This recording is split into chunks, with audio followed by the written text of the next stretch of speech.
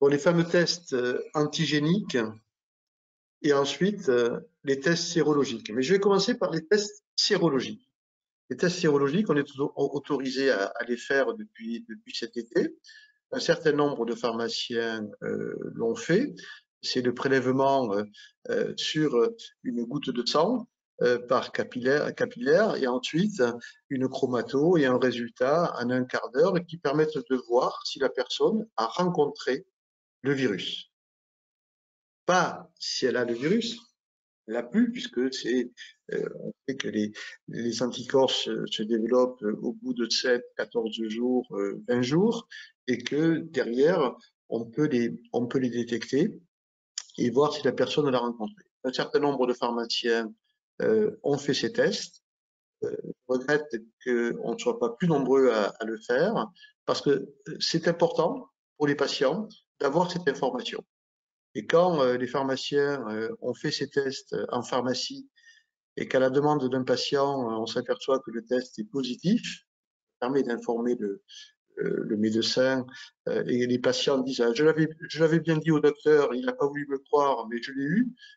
Voilà. Donc, mais c'est cette information-là qui est importante, qui est est-ce que j'ai rencontré le virus? Bien sûr, ça veut dire que la personne a une immunité, mais ça ne veut pas dire que maintenant il ne doit pas respecter les gestes barrières et se protéger et protéger les autres. Ce qui est important aussi, c'est d'enregistrer cette information sur la base Covidia, qui est une base qui est mise en place pour faire de la recherche. Et ça veut dire que les pharmaciens, à travers l'information, que le test soit positif ou négatif, l'enregistrement sur cette base Covidia, permet d'avoir une information sur l'immunité collective de la population, département par département. Donc c'est très important de continuer d'abord à faire ces tests sérologiques, en expliquant bien que c'est un test qui est sérologique et qui n'est pas là pour dépister la présence du virus, mais cette information est intéressante pour la population qui n'a pas pu se faire dépister au moment où elle devait le faire. Donc, vous avez les connexions sur la base de Covidia qui sont toujours sur le site USPO et toutes les informations sur le site de l'USPO. Les tests antigéniques. Pour ces tests antigéniques, on voit bien que la recherche, que les laboratoires font d'énormes progrès très rapidement pour mettre à disposition des outils, des tests permettant de répondre à cette situation de crise. Pour ces tests antigéniques, c'est la recherche du virus présent dans la sphère ORL. Et jusqu'à maintenant, tout cela a été réservé aux laboratoires de biologie avec un prélèvement nasopharyngé pour que ce soit être le plus fiable possible. Sauf que maintenant, il y a des tests nasopharyngés antigéniques qui permettent, qui ne sont pas forcément en PCR, qui permettent d'avoir des résultats d'une grande fiabilité et avec une bonne sensibilité. Donc la spécificité, c'est du 99%. Et ensuite, la fiabilité, si les prélèvements sont faits dans des bonnes conditions et dans les délais prévus, eh bien, une fiabilité qui dépasse les 80%. Bien sûr, ces tests ont été validés par la PHP, ont été testés, et donc il y aura une liste de tests antigéniques accessibles, comme le recommande l'HAS, à d'autres professionnels de santé, dont les pharmaciens, les infirmiers, les médecins. L'avis de l'HAS est tombé, donc il y en a eu un le 25 ou 26 septembre, un vendredi dernier, qui précise les conditions dans lesquelles on peut faire ces tests antigéniques en pharmacie. Donc ces tests antigéniques vont concerner les personnes symptomatiques. Donc les personnes, à condition que le test soit réalisé dans 4 jours, moins de 4 jours, au maximum 4 jours, pour faire ce prélèvement. Ce prélèvement est un prélèvement nasopharyngé. Les tests salivaires ne sont pas aujourd'hui assez fiable parce que la concentration du virus n'est pas assez importante dans la salive pour pouvoir avoir une bonne réponse et ne pas prendre le risque de faire des tests, des faux négatifs. Alors, voici un phoné qui permet de savoir comment on fait le prélèvement. Donc, il faut que la personne on bascule la tête en arrière et on introduit les couvillons et on le glisse plutôt vers le bas. Et on arrive au fond du pharynx, on tourne et après on fait le prélèvement. Il y a un débat à savoir si on fait les deux narines. On s'aperçoit que maintenant une seule narine suffit. Quand on regarde ce qui se passe, eh bien on voit que on est sur la partie, pardon, j'essaie de me caler sur la caméra, on est sur le nasopharynx. Ce qu'il ne faut pas faire, et c'est ce qui est appris sur le geste, puisque aujourd'hui beaucoup de personnes font le geste, des laborantins, des étudiants, etc. Il ne faut pas suivre l'arête du nez, voilà, aller vers le haut, ça ne sert à rien, ça ne peut que blesser. Il ne faut pas aller non plus sur un angle qui est vers le haut, non, il faut être sur la partie qui permet d'aller directement au nasopharynx.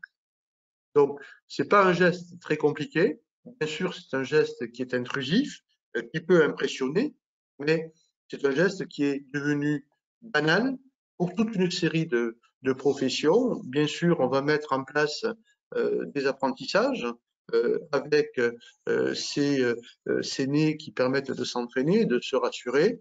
Il va y avoir des tutoriels qui vont permettre de savoir dans quelles conditions on peut faire ces prélèvements, l'équipement de la personne qui va prélever pour se protéger. Le test, le gros avantage, c'est qu'on a ce résultat en 15-30 minutes. Et l'objectif, c'est de casser le plus rapidement possible les clusters, les chaînes de contamination. Et donc, on ne sera pas assis de trop avec les médecins, les infirmiers, les pharmaciens et les biologistes, mais pour faire ce travail qui permet d'éviter une propagation de la contamination parce qu'on n'a pas dépisté à temps des personnes qui étaient positives. Donc c'est un enjeu majeur. Donc pour l'instant, on en est au stade de l'avis de l'HAS, donc il confirme l'utilité de ces tests antigéniques. Nous sommes en discussion avec le ministère et l'assurance maladie. Donc la semaine prochaine, le ministère va prendre une position sur la réalisation de ces tests chez les professionnels libéraux et également, bien sûr, des discussions avec l'assurance maladie pour fixer le tarif. Quand on fait un test, on va jusqu'au bout. Et donc, on enregistre sur le fameux portail qui s'appelle SIDEP, qui est le système d'information de dépistage, qui permet d'enregistrer sur ce portail le résultat du test. Est-ce que la personne est positive? Est-ce que la personne est négative? Et cet enregistrement permet de mesurer la propagation du virus, les zones qui peuvent devenir rouge écarlate.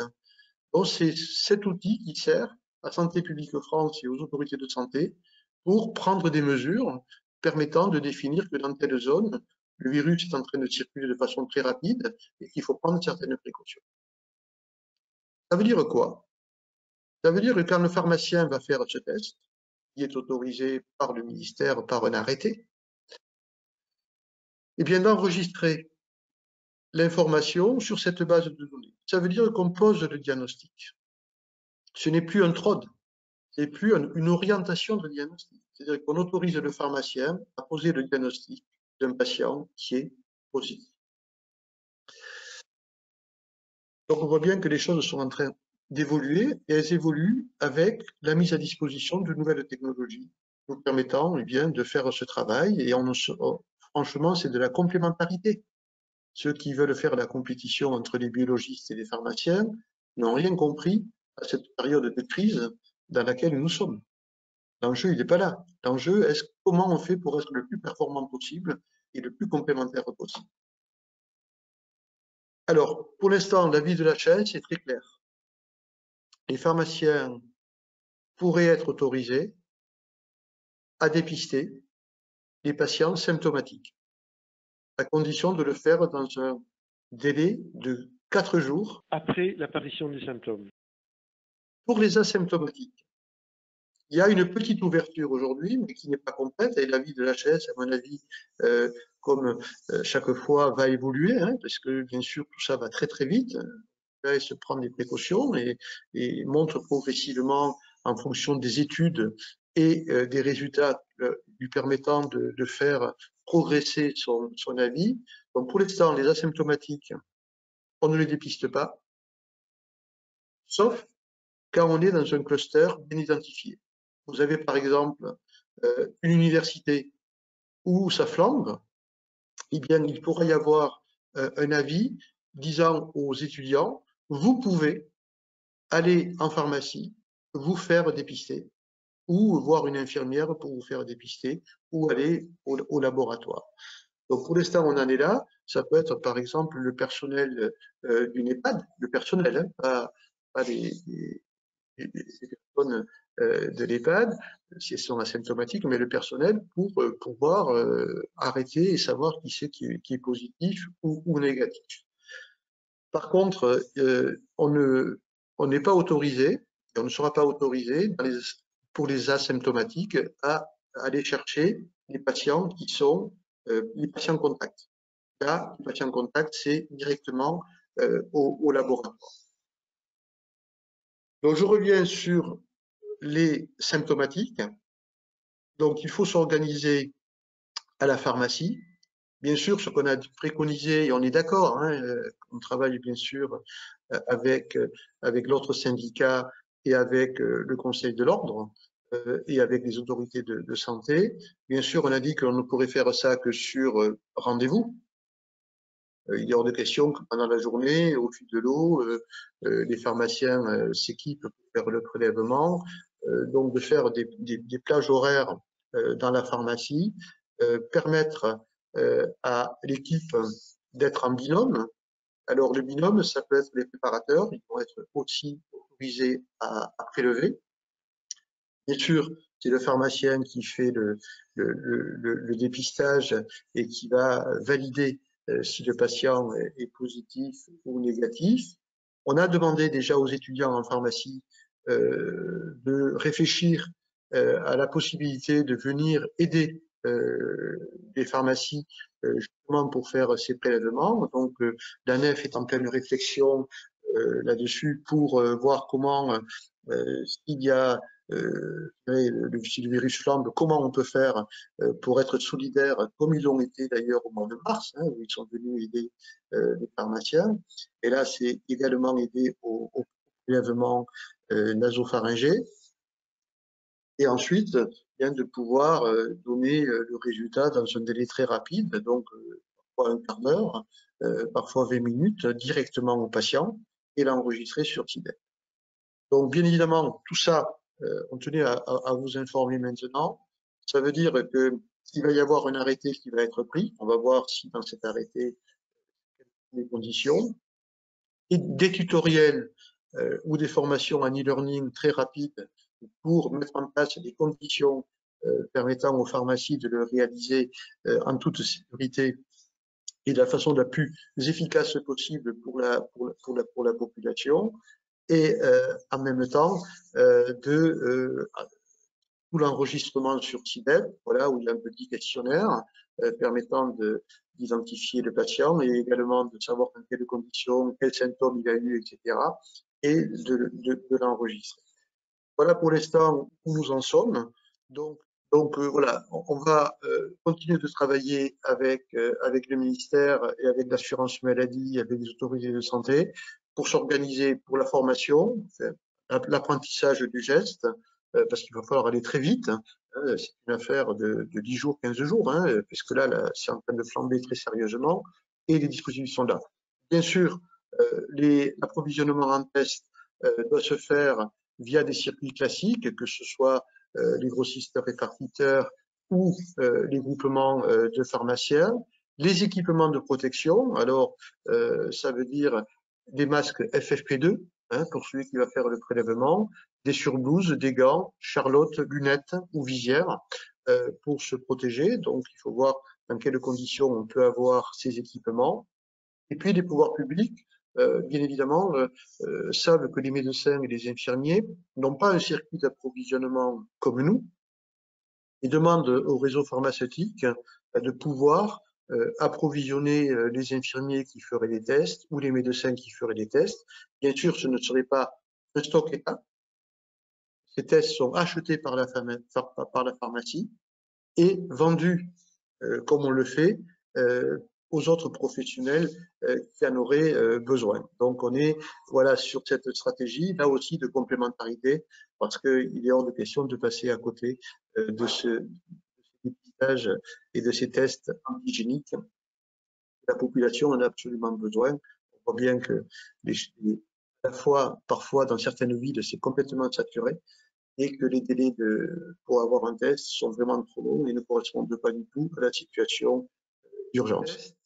Bien sûr, une liste homologuée. Il est hors de question de ne pas avoir une liste homologuée et les arrêtés, je sais qu'ils sont en cours de discussion. Donc, bien sûr, dès que tout ça sera parfaitement précisé et complètement fixé, eh bien, on vous donnera l'information ou par les circulaires que l'on vous envoie ou par le site de SPO ou par, de nouveau, une visio vous permettant de continuer à poser vos questions. Je pense que sur les tests antigéniques, on voit que l'État va miser dessus et que ça va être le nouveau axe de développement des stratégies de dépistage du Covid et que ça va être une stratégie qui va se consolider sur les tests antigéniques. Quand on était en réunion avec le ministère, ils ont dit qu'il fallait pas qu'il y ait plus que de 48 heures entre la prise de rendez-vous et le rendu du test par PCR. Et on se rend compte qu'aujourd'hui, c'est pas possible. Le rendez-vous est déjà bien plus long. Et hier, il y a des photos qui nous sont parvenues avec plus de 500 mètres de queue avant un laboratoire. Donc, c'est juste impossible d'avoir des résultats en 48 heures. C'est pour ça, je pense que la stratégie va vraiment s'orienter sur les tests antigéniques et qu'il va falloir que les pharmaciens répondent positivement comme étant une porte d'entrée de par le maillage et la proximité qu'on a par rapport à nos patients. Et juste, c'est vrai que, bon, ce que dit l'HAS aussi, c'est que si les laboratoires peuvent répondre dans les 48 heures, puisque c'est ça l'objectif, il n'y a pas besoin d'avoir un renfort par les pharmaciens, les infirmiers et les médecins. Mais on voit bien que c'est en train de flamber.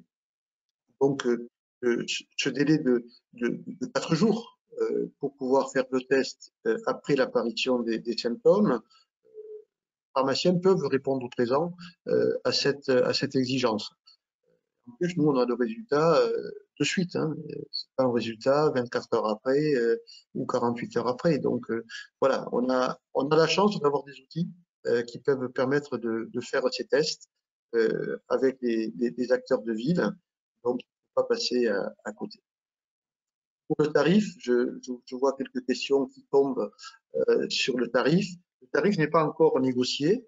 On a bien sûr avec les infirmiers et avec les médecins la même exigence. C'est-à-dire le prélèvement, il est déjà à un tarif de 9,60 €. Ensuite, il y a le pré-enregistrement, c'est-à-dire enregistrer la personne, avoir ses coordonnées, avoir la description de sa situation pour savoir si elle est éligible ou pas éligible. Hein. Si elle est asymptomatique, elle n'est pas éligible. Donc tout ça nécessite un questionnaire. Et ensuite, il y a la réalisation du test et l'enregistrement sur SIDEP avec les précautions à l'intérieur de l'officine, l'organisation à l'intérieur de l'officine pour éviter que les patients se croisent. Voilà, c'est pour ça que je pense que les plages horaires seront absolument indispensables et la longueur de la plage horaire sera fonction de la demande. Et travailler en binôme, qu'un prélève, l'autre fasse les tests et enregistre. Voilà pourquoi.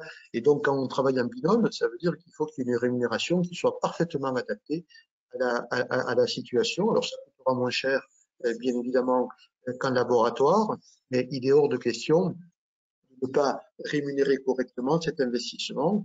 Voilà, d'une organisation. Pendant qu'on est en train de faire ça, on n'est pas en train de faire autre chose dans la pharmacie. Ça demande de la protection, voilà, de la mobilisation du personnel.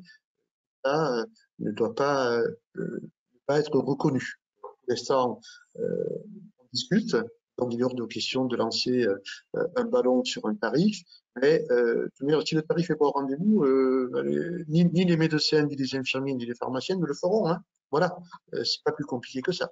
Donc après, chacun prend ses responsabilités. Nous, on a déjà estimé le coût, on a expliqué combien ça pouvait coûter et dans quelle mesure les pharmaciens pouvaient se mobiliser pour le faire dans de bonnes conditions.